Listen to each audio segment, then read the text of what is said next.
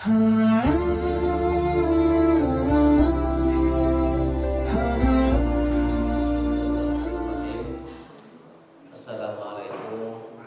warahmatullahi wabarakatuh.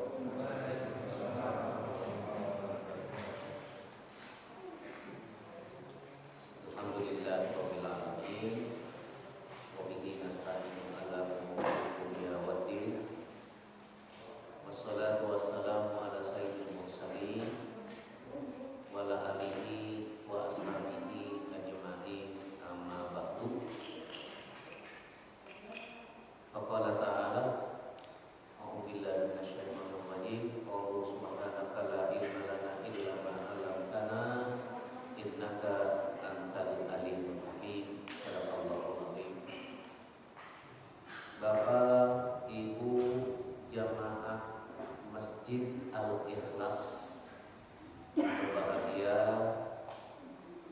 para pengurus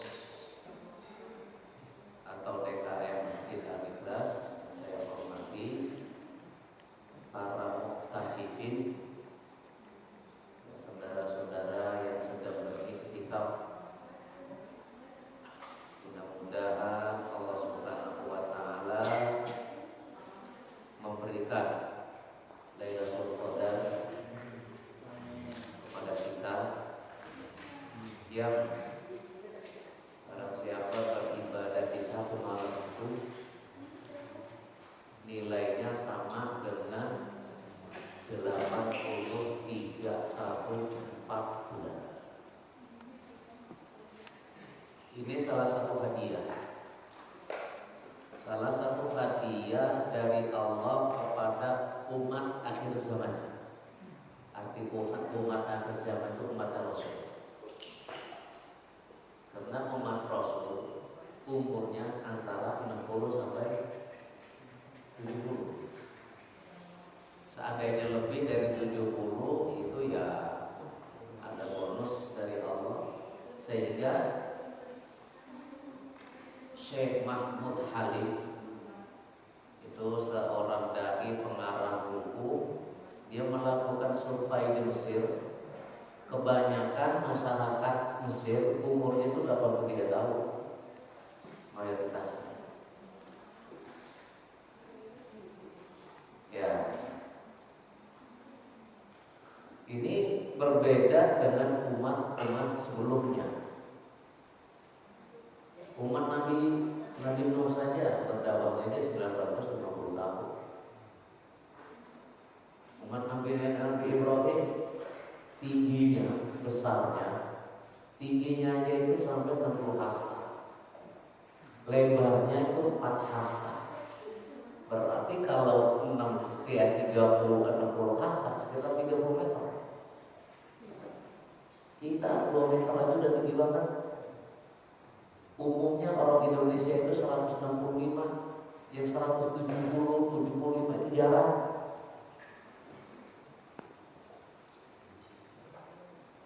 Umat-umat sebelum Nabi Muhammad sebelumnya itu satu, fisiknya lebih besar, kedua kehidupannya lebih panjang, yang dari 1000 tahun, ada yang 1000 lebih. Itu mah masa dahulu. Sehingga kalau dia beribadah kepada Allah, dia hidupnya 1000 tahun. Misalnya dia beribadah 900 tahun saja, berapa banyak pahala yang dikumpulkan? Gitu. Kalau dia hidup 900 tahun, dia beribadah selama 900 tahun. Kalau seandainya pahala berbentuk bisa dilihat, ya, berbentuk benda bisa dilihat, itu kira-kira berapa banyak pahala yang dia kumpulkan selama dia ibadah. Sedangkan Nabi Muhammad umurnya apa? Umat Nabi Muhammad antara 60 sampai 70. 100 tahun juga enggak. Oleh karena itu mengimbangi umat yang dahulu, umat-umat dahulu umurnya panjang, maka Allah Subhanahu wa taala menghadiahkan kepada umat ini, kepada Nabi Muhammad, dengan Lailatul Qadar. Ya, dengan Lailatul Qadar. Kalau satu malam aja dia beribadah mudah selama 83 tahun dia beribadah. Kalau sejak balik sampai dia meninggal, katakan dia balik umur 15 tahun, dia meninggal 60 tahun, berarti selama 45 tahun dia beribadah, 45 kali 83 tahun. Berapa? Ini hadiah, Lailatul Qadar itu hadiah khusus kepada umat Rasul Nabi Muhammad itu. Tidak diberikan, tidak ada Lailatul Qadar kepada umatnya Nabi Isa, Nabi Musa, itu enggak ada. Karena mereka memang hidupnya lebih lama sehingga dapat beribadah, dia ibadahnya lebih banyak, pahalanya juga lebih banyak. Nah, ini Lailatul Qadar. Biasanya Bapak, para ulama yang menyaksikan Lailatul Qadar itu dia membuat rumus. Kalau puasa hari Selasa, kemarin kan puasa hari apa? Selasa. Kalau puasanya dimulai dari hari Selasa, maka keseringan, dia pasti ya, keseringan terjadi Lailatul Qadar itu pada tanggal 27. Banyak ulama yang demikian yang mengatakan kalau puasanya di hari Selasa, maka keseringan terjadi Lailatul Qadar itu di tanggal 27. Ada lagi yang mengatakan enggak, di hari apapun mulai puasa, kalau ada malam Jumat dan malam itu malam Jumat terakhir dan ganjil, maka itu bisa terjadi di malam itu. Nah, malam Jumat kan tanggal berapa? 25. Ada juga yang mengatakan demikian, tapi para ulama lebih banyak dan cenderung bahwa kalau puasanya hari Selasa, maka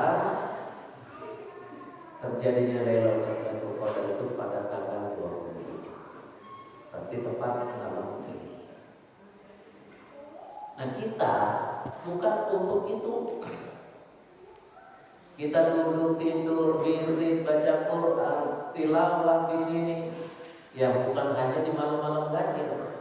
Kita mengikuti sunnah. Mana yang kita ikuti? Sunnah Rasul. Rasul di 10 hari terakhir tinggalkan keluarga, tinggalkan rumah.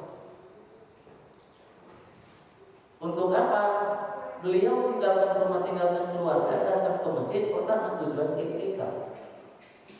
Begitu dia masuk malam tanggal 21 sudah nawaitu al-iktikaf. Saya niat iktikaf malam ini. Yang dicari apa? Satu, mardhatillah. Adapun janji Allah ada di situ di 10 hari terakhir, salah satunya ada Lailatul Qadar yang khairun min alfi syahrin, ya, yang di dalamnya ada satu malam lebih baik daripada 1000 bulan. Kalau kita berusaha dari tanggal 21 sampai tanggal 30, berarti kita akan mendapatkan salah satunya di malam itu. Jadi bukan kita carinya hanya di malam-malam ganjil, 21 baru ke masjid, tanggal 22 tidur, 23 ke masjid lagi. Seandainya, ya itu lebih baik daripada nggak sama sekali. Seandainya itu, tapi itu tidak mengikuti contoh Rasul. Rasul 10 hari selalu berada di masjid, dan itu beliau nggak pernah tinggalkan sampai beliau wafat. Rasul nggak pernah tinggalkan iktikaf.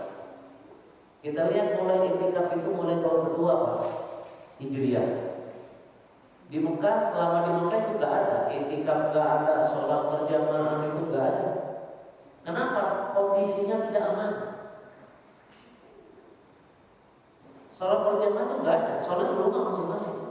Mulai adanya sholat berjamaah ketika Rasul mulai hijrah dari Mekah ke Madinah, lalu dan di situ dibangun sebuah masjid. Mulailah setelah adanya masjid ada sholat berjamaah. Tahun keduanya baru ada yang diperintahkan puasa, baru ada i'tikaf. Sebelumnya enggak. Rasul melaksanakan i'tikaf itu enggak lama, cuma 7 tahun, 7 kali. 7 kali wafat.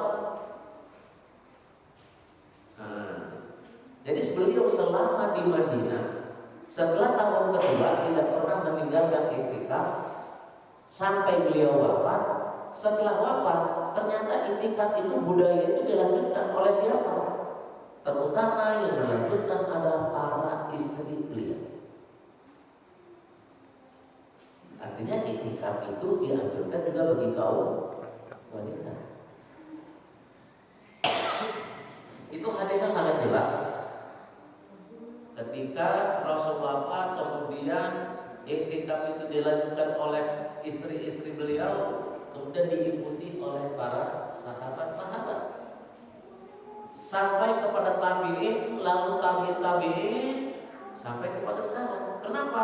Karena umat Islam melihat hadis-hadis Rasul tentang i'tikaf, kemudian fadilah keutamaan i'tikaf dalam rangka untuk mendapatkan ridho Allah, dalam rangka mendapatkan ampunan Allah Subhanahu wa taala, dan dalam rangka untuk memohon ampunan dan diterima ampunannya, maka umat Islam sekarang adalah melakukan apa yang telah dilakukan oleh Rasul.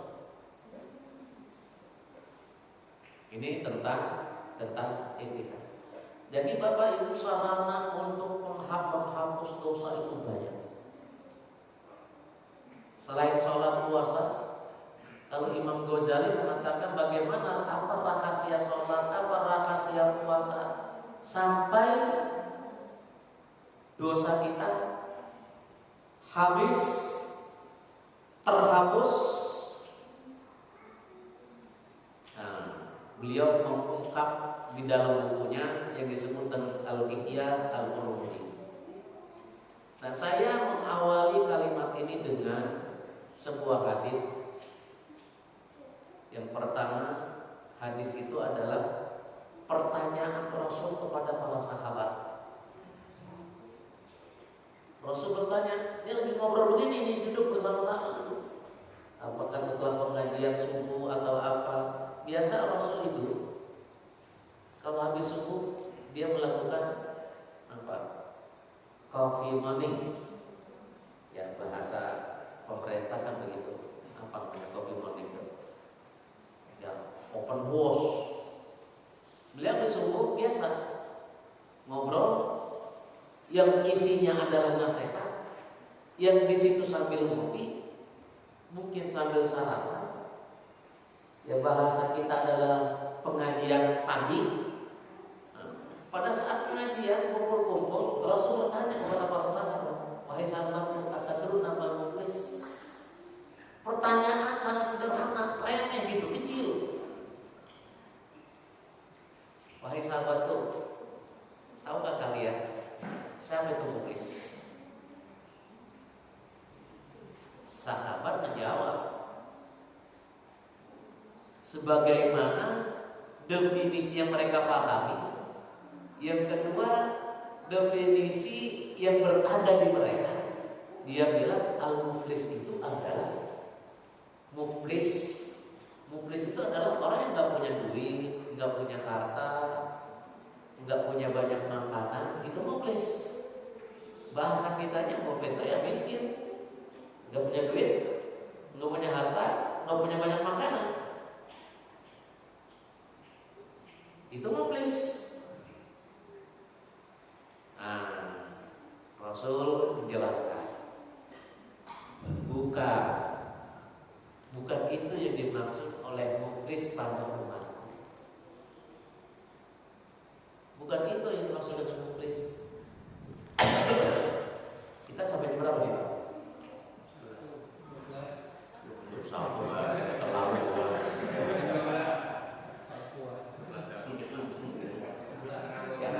Gini, badan kita punya hak,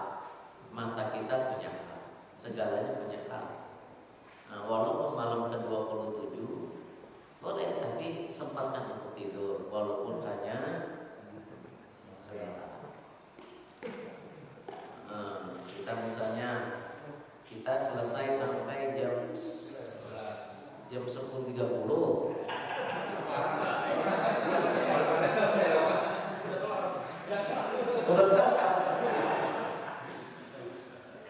Iya, misalnya jam 11 kita tutup tidur sampai jam 1, 2 jam. Setelah itu, ayo silakan mau qiyamul lail yang dipimpin oleh seorang imam boleh, atau qiyamul lailnya sendiri-sendiri juga boleh. Kita sepakati aja antara imam, DKM dengan jamaah maunya gimana nih qiyamul lail. Mau dipimpin seorang imam atau enggak? Gitu. Beda dengan sholat fardu. Kalau sholat fardu berjamaah itu lebih. Yang jelas qiyamul lail tahajud boleh dengan berjamaah.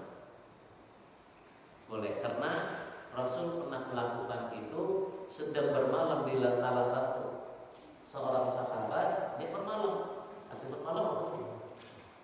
Nginap bersama salah seorang sahabat.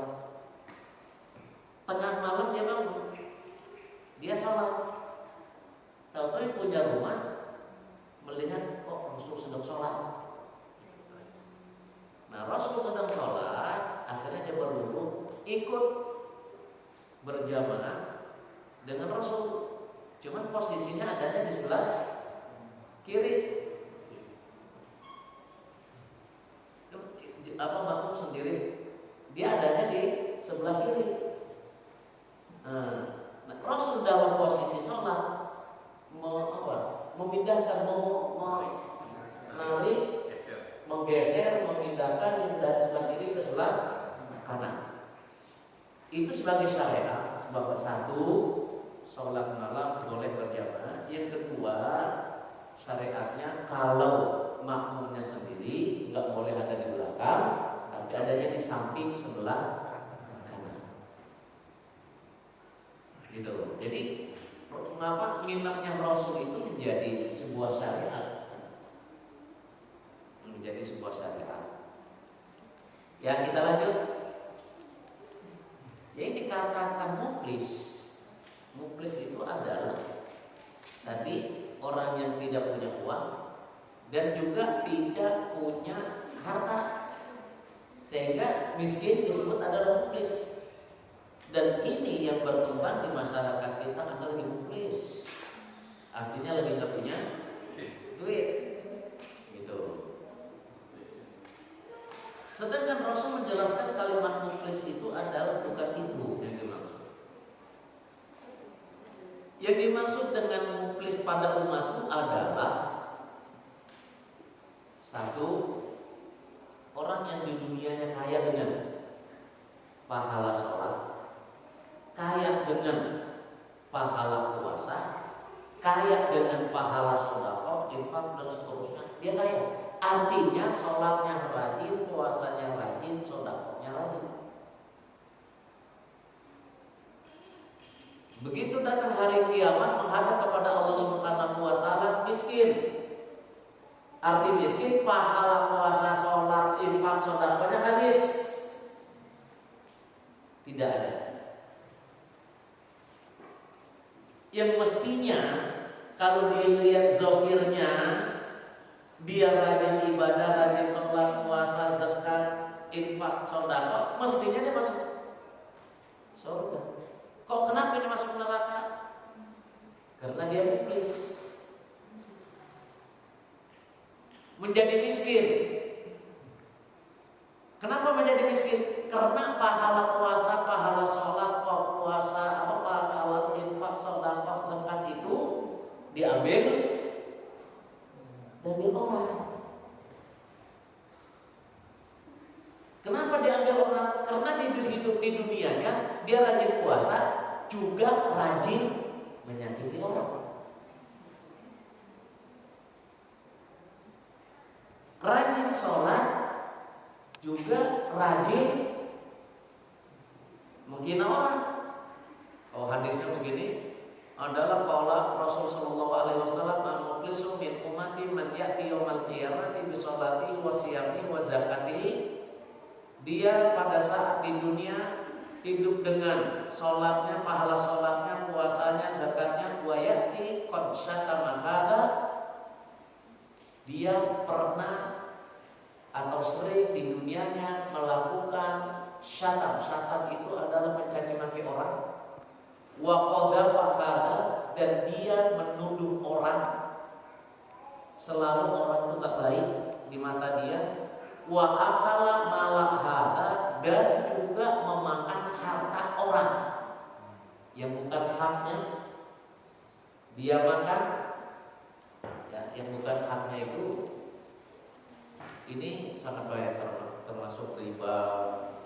Ya, bapak-bapak punya uang nabung di bank yang memang harapannya hanya mencari keuntungan, ya, hanya mencari keuntungan, kecuali akarnya yang berbeda.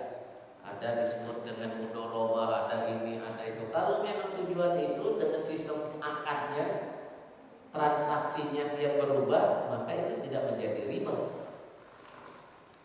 Ya, wa akala mala hadza, memakan harta orang lain, wasafa kadama kadza, dan pernah juga ya berantem lah, sapaka itu, sampai membunuh orang.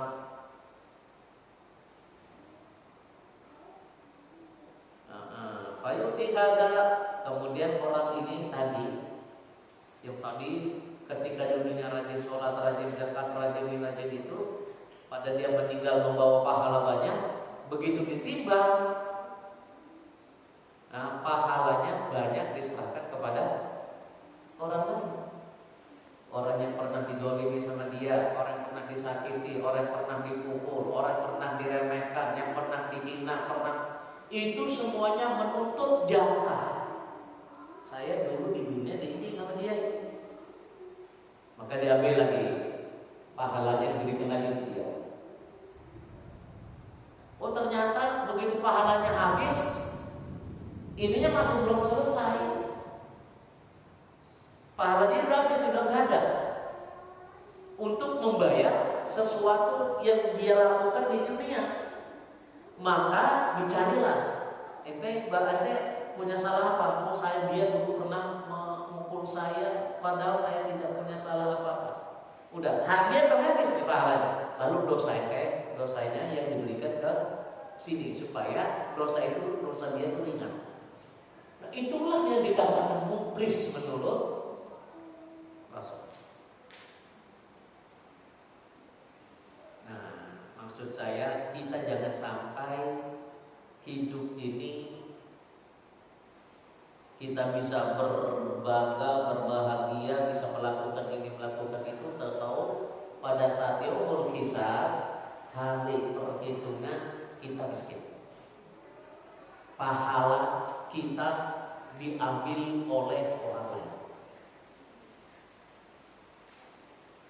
Nah, malam ini di tanggal 27 yang ada kemungkinan besar, ya, kalau ciri-ciri saya lihat tadi pagi udah ada sejuk-sejukan, ya, di awal dengan gerimis kecil tadi. Nah, di awal dengan adanya ciri-ciri seperti itu. Di malam ini di tanggal 27 yang ada kemungkinan besar, seandainya tidak turun malam Lailatul Qadar, Qadar itu tidak harus seperti binatang apa turun gitu, enggak. Yang dapat merasakan adalah orang-orang yang tertentu saja. Tidak semua orang bisa merasakan. Nah, hanya orang-orang yang tertentu.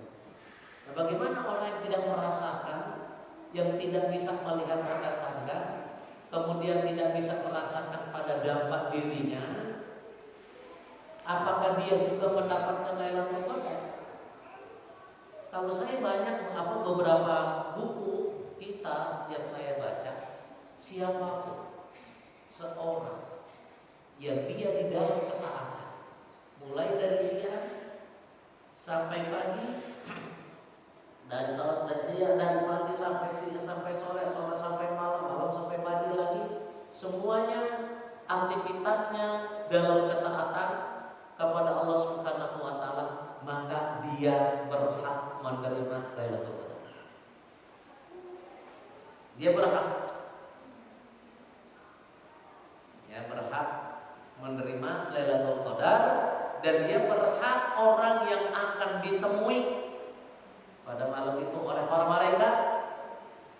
Ya, apalagi jam 2, jam 3 kita sudah bangun, kita qiyamul lail, kita baca Al-Quran. Maka pada saat itulah malaikat turun dari Lauhil Mahfuz ke dunia mencari hamba-hamba Allah, umat Rasul Sallallahu Alaihi Wasallam. Siapa yang malam ini sedang sujud? Siapa yang malam ini sedang memohon, meminta kepada Allah? Maka itu dicatat dan diaminkan oleh para malaikat sampai terbitnya fajar. Begitu fajar selesai, matahari terbit, para malaikat lapor kepada Allah, ya Allah, si fulan ini, maka terimalah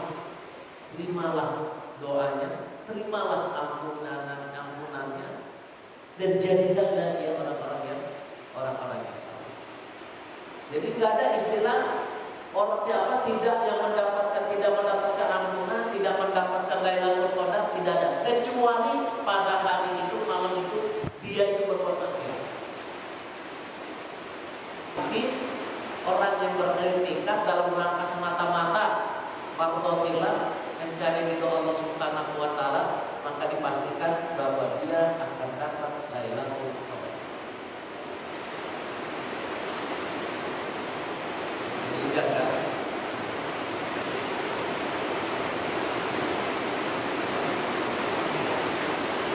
suara saya malah itu ya.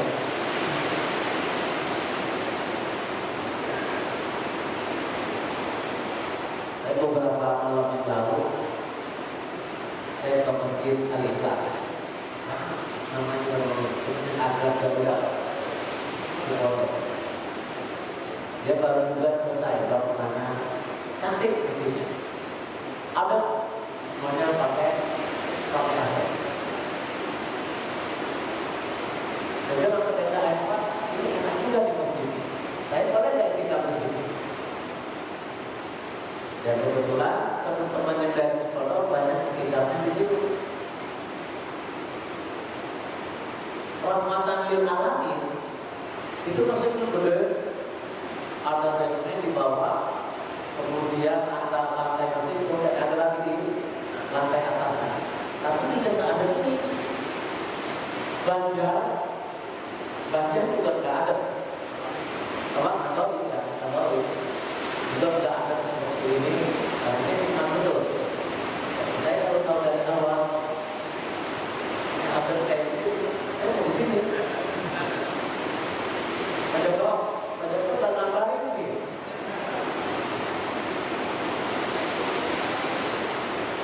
Ya, kalau Pak.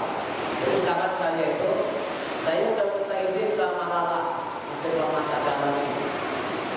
Dicatat sebagai peserta. Harus ada begini, izin apa, dapatnya harus online, segala macam. Dan udah saya kerjain di sana. Akhirnya saya jadi di musola saya. Di musola dan aman tetangga, aman saya udah saya jumpai udah di sini aja udah kitabnya. Jadi kita sawahnya keluar. Ya, memang itu tadi Pak, nggak ada seperti ini. Pengennya dari mana? Ya Bapak, gimana ke 27 ini? Ayo kita ingat-ingat. Kita ingat-ingat siapa yang pernah kita fasili, siapa yang pernah kita zalimi, atas siapa yang pernah kita ambil, kita makan tanpa izin. Ayo kita minta, mohon kepada Allah dengan kalimat Allahumma arinal haqqa haqqa warzuqna ittiba'ah. Ya Allah, perlihatkanlah kepada kami bahwa yang hak itu adalah hak, dan izinkanlah kami untuk bisa mengikuti yang hak itu. Wa arinal batila dan perlihatkan pula kepada kami bahwa yang batil itu adalah batil, dan izinkanlah kami untuk menjauhinya dari doa itu. Nanti ini kepada sekolah. Kalau sudah kita kelihatan pernah berbuat ini, berbuat dosa, dolim, nyakiti, ayo kita minta maaf kepadanya dan minta maaf kepada Allah Subhanahu wa Ta'ala. Malam ini insya Allah kalau kita minta maaf, ingat kepada itu, Allah akan bukakan semua kesalahan-kesalahan kita dan Allah akan tutup kesalahan itu dengan al-hasanah, dengan kebaikan yang akan kita lakukan. Jangan sampai kita rajin itikaf lagi, puasa lagi, sholat lagi, silaturahmi lagi, tetapi kita rajin juga menjadi orang mendolimi orang. Kadang-kadang kita memberikan punya ilmu bukan untuk memberikan manfaat kepada orang lain, akan tetapi adalah dalam rangka kita punya ilmu untuk kerjain orang lain. Kita sendiri berdoa dengan kalimat Allahumma inni a'udzubika min ilmin la yanfa'. Ya Allah, kami berlindung kepadamu dari ilmu yang tidak bermanfaat. Ya, kalimat ilmu tidak bermanfaat kita kebetulan ditakdirkan oleh Allah menjadi pejabat. Ditakdirkan oleh Allah menjadi pejabat. Pada saat kita menjabat, lalu jabatan kita, ilmu yang kita miliki pada saat itu bukan untuk memberikan kebaikan buat masyarakat, akan tetapi menyengsarakan masyarakat. Ini termasuk ilmu la yanfa', ilmu tidak bermanfaat. Jabatan tanda tangannya hanya untuk menyengsarakan, ilmu hanya untuk menyengsarakan masyarakat. Masyarakat ditekan terus, bukan untuk memberikan kesejahteraan kepada masyarakat, tetapi tanda tangannya, jabatannya, semuanya adalah dalam rangka menekan masyarakat supaya masyarakat begini, maka itu termasuk ilmu la yanfa'u bihi, ilmu bermanfaat. Apa ancamannya? Ancamannya di dunia dan di akhirat. Kehidupannya tidak berkah. Kenapa? Karena publik masyarakat selalu bukan mendoakan dia, akan tapi mendoakan kepada yang tidak baik.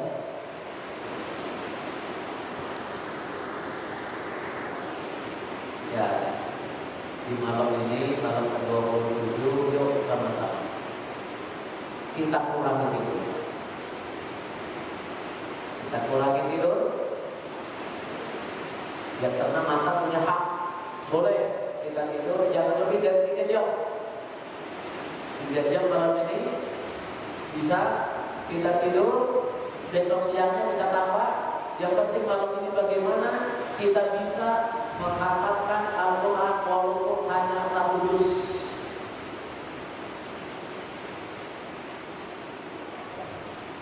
Ya, jamaah masjid Al-Ikhlas ada yang sudah khatam 5 kali. Ada ya? Allah. Nah. Coba 2 kali ya, coba.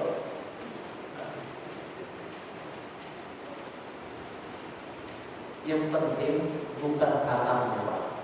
Yang penting ada semangat. Bukan khatam. Karena kalau masalah kata, ada orang yang setengah jam sudah bisa selesai 1 juz. Ada yang setengah jam hanya baru 4 juz. Ada nilainya sama, waktunya sama-sama setengah jam, sama-sama 30 menit. Kenapa ini bisa 1 juz, yang ini baru setengah juz? Kenapa? Mungkin dia membacanya dengan tartil, dia membacanya dengan menghayati, atau belum begitu lancar. Yang dinilai itu adalah bukan jumlah 1 juznya, akan tapi kesimpulan kalian.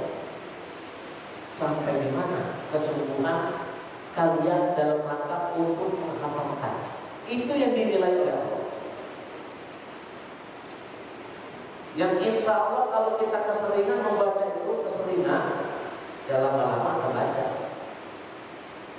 Makanya di luar Ramadan jangan sampai lewat menghatamkan Al-Quran itu 2 bulan sekali.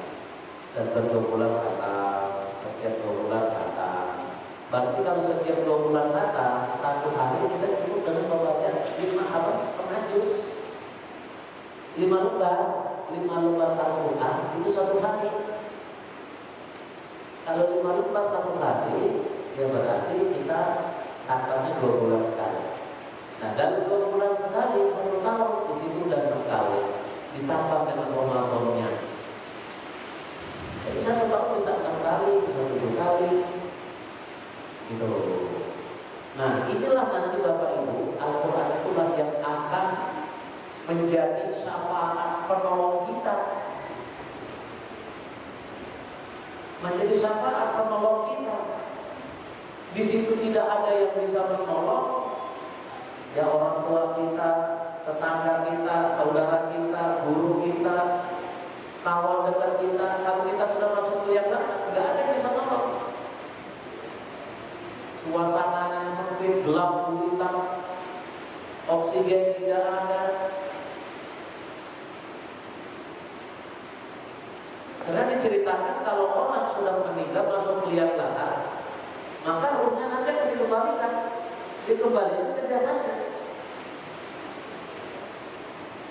kembalikan ke jasanya. Di situ tidak ada yang menolong. Siapa yang menolong? Datangnya kita Al-Quran yang kita baca, kemudian pahala sholat kita, pahala puasa kita. Dia nanti akan menolong yang akan berbentuk kepada sesuatu yang dia bilang saya ini adalah amal ibadah.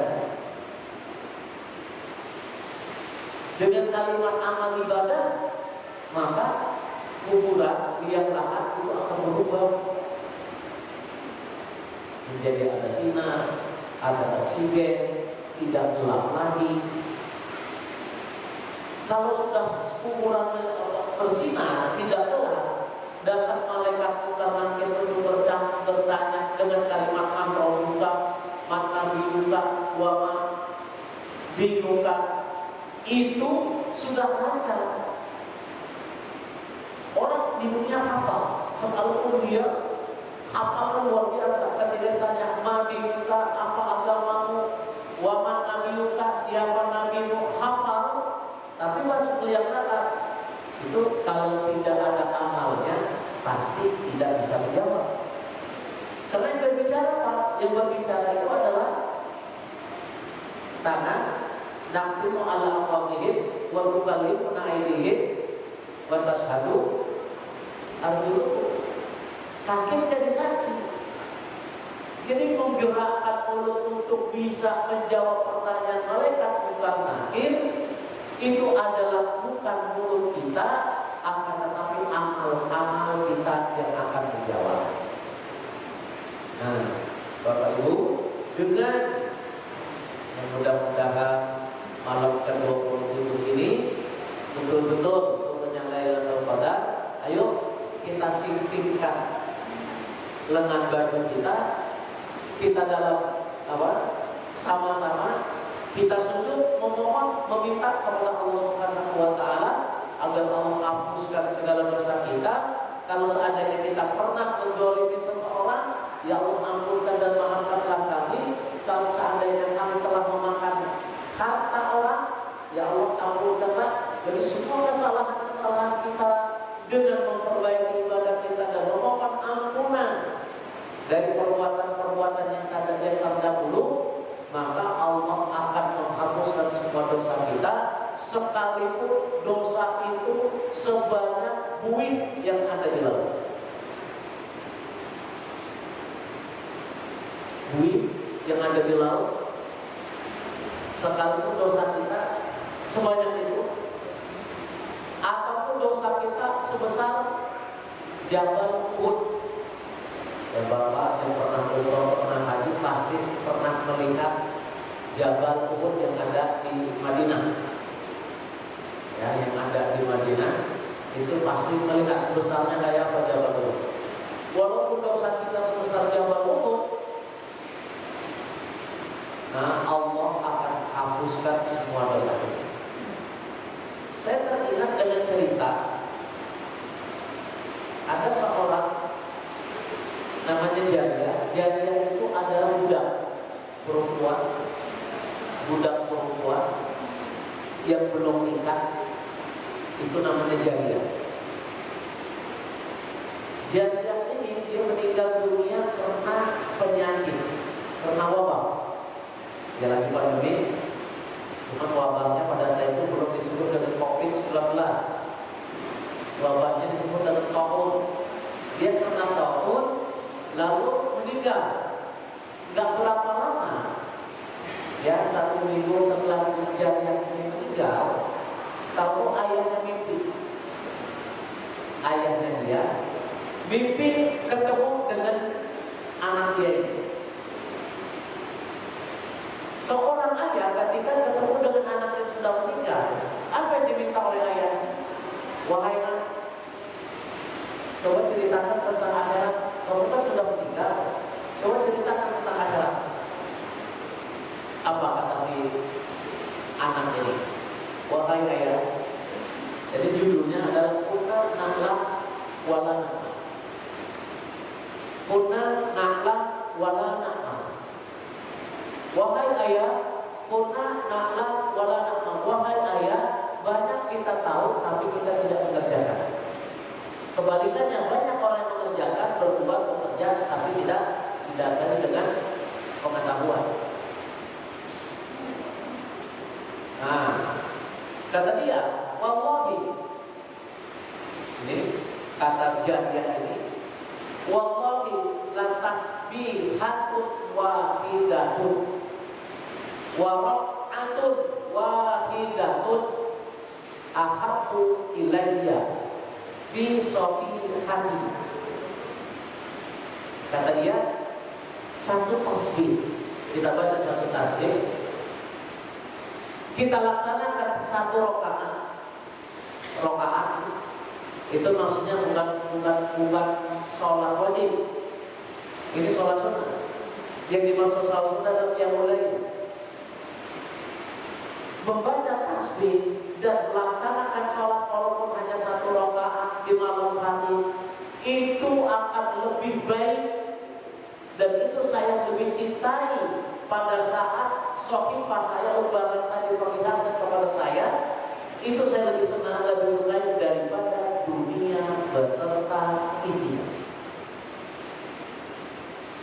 Lihat, hanya satu tasbih, membaca subhanallah atau subhanallah alhamdulillah wa la ilaha illallah wallahu akbar, satu kali yang tertulis di sohifah di lembaran saya, tertulis satu rakaat saja malam hari saya kerjakan, ya hanya satu malam atau satu kali satu rakaat, maka yang tertulis di lembaran saya itu akan lebih baik daripada dunia beserta isi.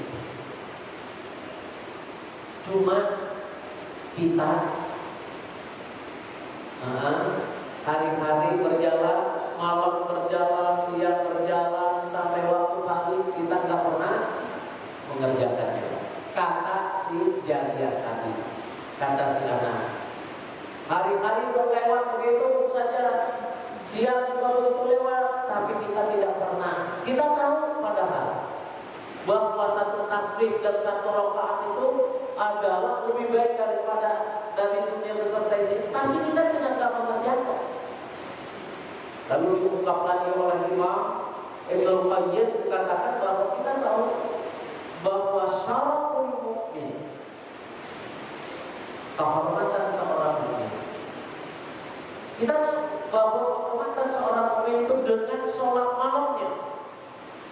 Tapi berapa banyak orang tidak melakukan itu?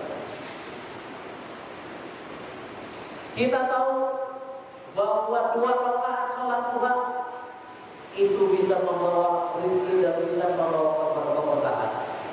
Tapi setiap pagi datang kita tidak pernah melakukan. Ya, kan? Bapak Ibu, para mukaddimin yang melakukan i'tikaf, jangan ada niatan lain di malam ini. Kita berada di masjid ini dalam rangka untuk mencontoh apa yang dilakukan oleh Rasul. Yang kedua dalam rangka untuk mendapatkan ridho Allah, dan yang ketiga dalam rangka agar Allah menghapuskan semua dosa kita dan mengabulkan segala permohonan kita.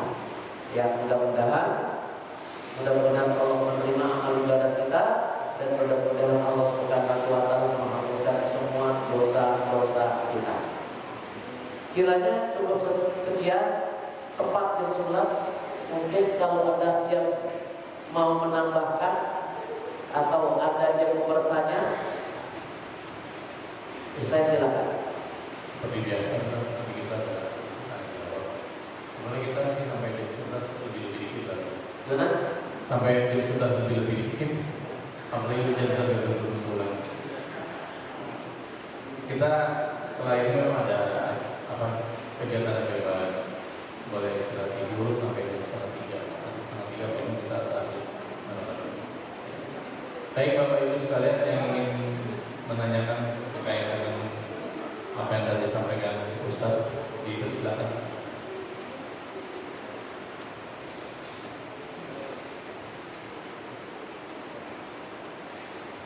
Ayo Bapak, ada yang mau nanya? Ibu?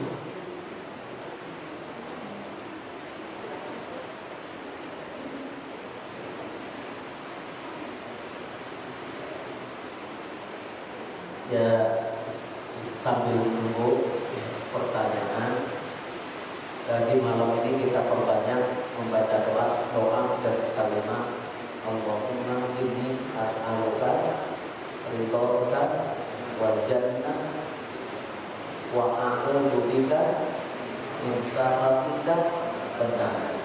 Ya Allah, kami mohon kepadamu keridhaan-Mu, as'aluka ridhoka wal jannah, dan juga kami mohon surga-Mu, wa a'udzu bika, dan kami berlindung dari murka-Mu. Kemudian setelah itu kita baca Allahumma innaka afuwwun karim tuhibbul afwa, ya Allah Engkau Maha Pemaaf, tuhibbul afwa, Engkau suka memberi maaf, Engkau suka memberi maaf.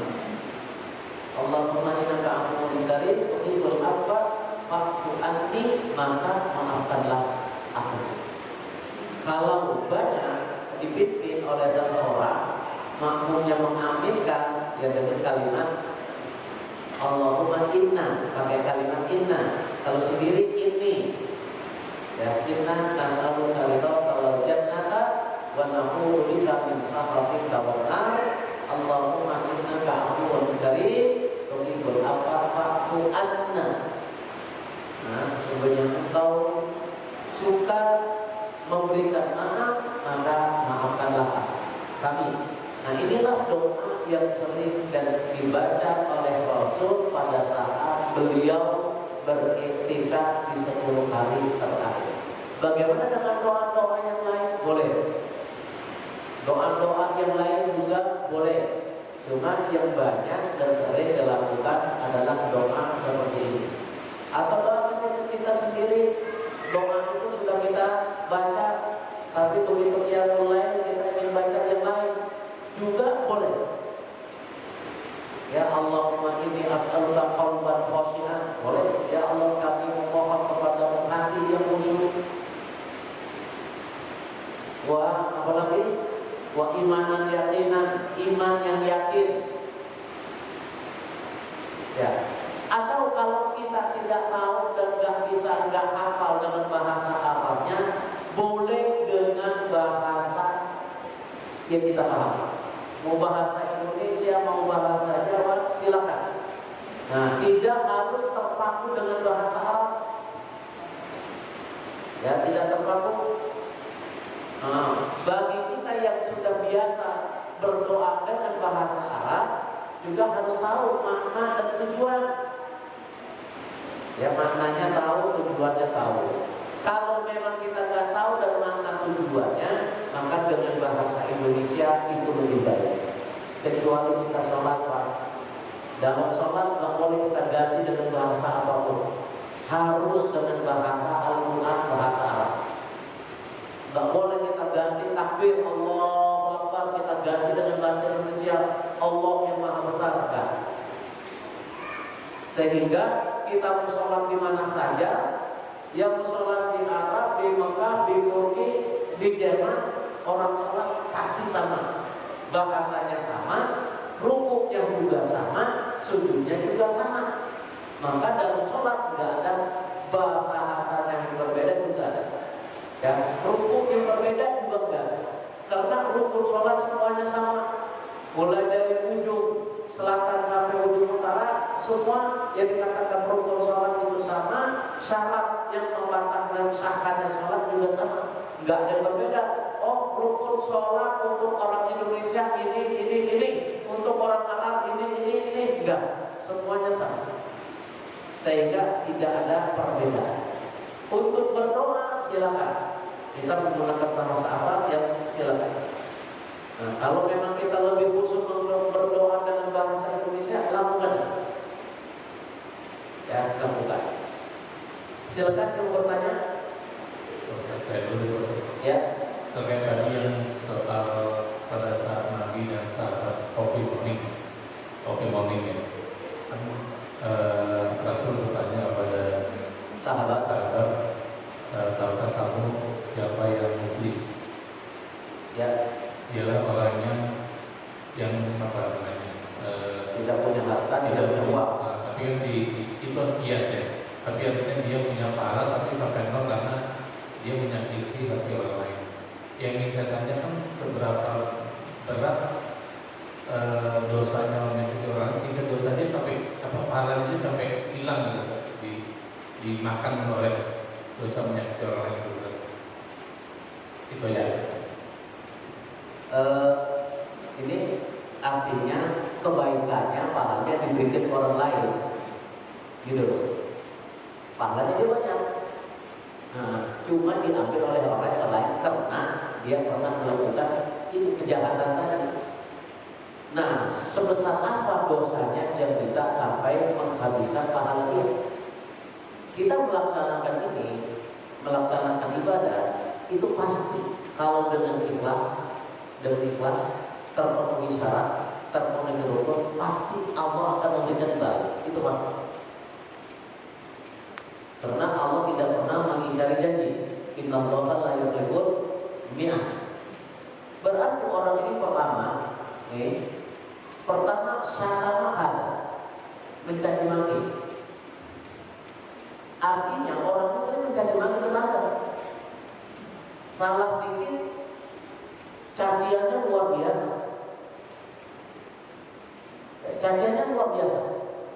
Sampai orang ini sakit hati. Cuma sakit hatinya dia tidak mau balas. Udahlah, saya serahkan lagi kepada Allah.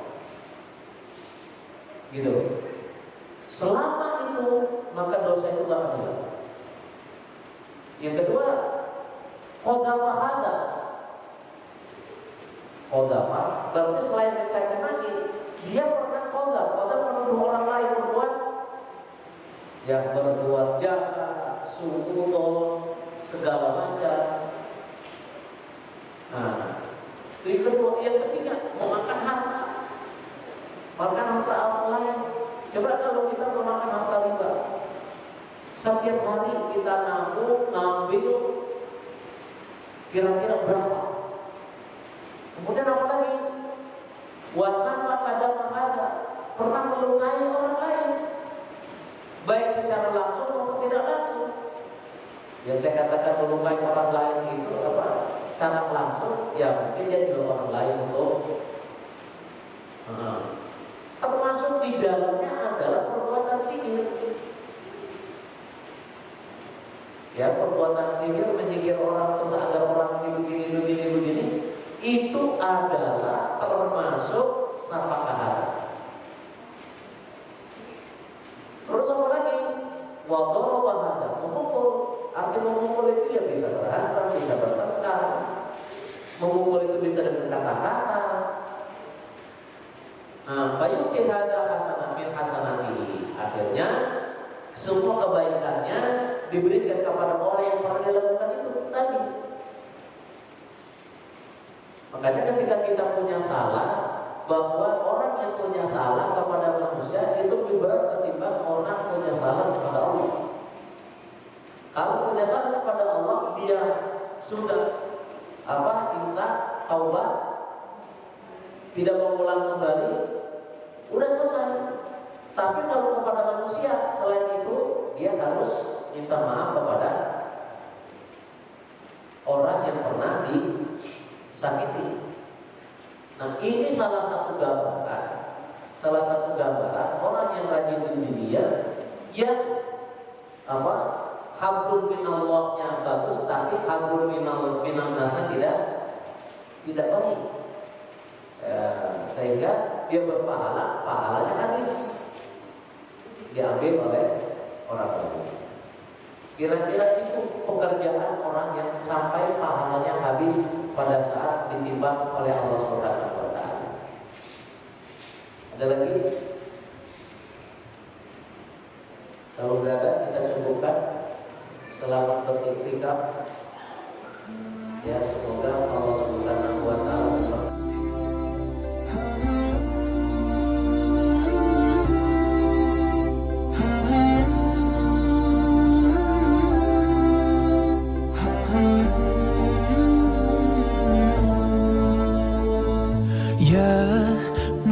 الهلال أقبل تعال فالشوق